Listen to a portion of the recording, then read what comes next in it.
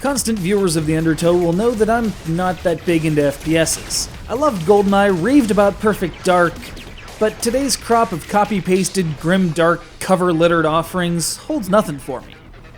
Never mind the complete elimination of local multiplayer and the resultant threat of immediate physical retaliation if you did or said something completely asinine or out of line. I was fine with this departure from a part of my gaming past. More time for RPGs or something. But then I was handed Nexuiz. And for a few hours, a funny thing happened. I could have sworn I was back in '98 playing Quake online. Bare naked ladies on the stereo trying to get in a few games before Mystery Science Theater came on. Except it's really shiny and plays on broadband.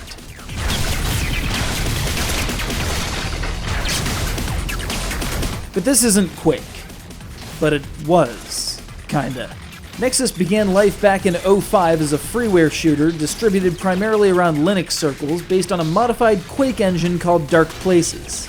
And as freeware games distributed around Linux circles go, it saw a healthy reception and plenty of user-created maps and modifications.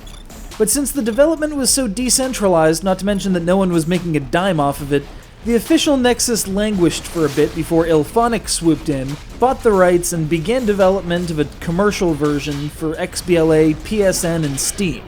Dark Places was scrapped in favor of CryEngine 3, new maps were designed with significantly more architectural detail, and a plot that no one cares about was added. But that doesn't matter. Delicious, delicious arena combat.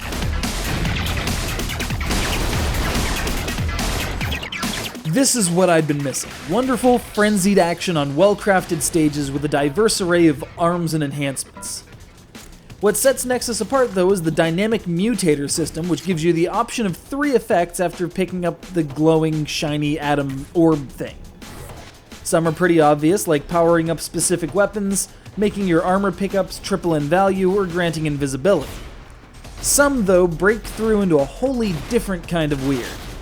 Activate the Pinata power-up and your foes will drop all of their weapons on the spot when killed. Then there's Old School, which takes the graphics back to those halcyon days of Quake on a 56K. And Third Eye, described as switching everyone to the third-person Gears of Crisis viewpoint. On the one hand, these are exactly what I want from a game.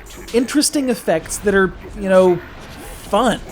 On the other hand, the game hasn't even released yet, and I can already hear the cries of "no items, box only, final destination" from those of the warped concept of fun.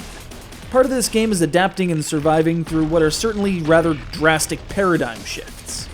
Deal with it.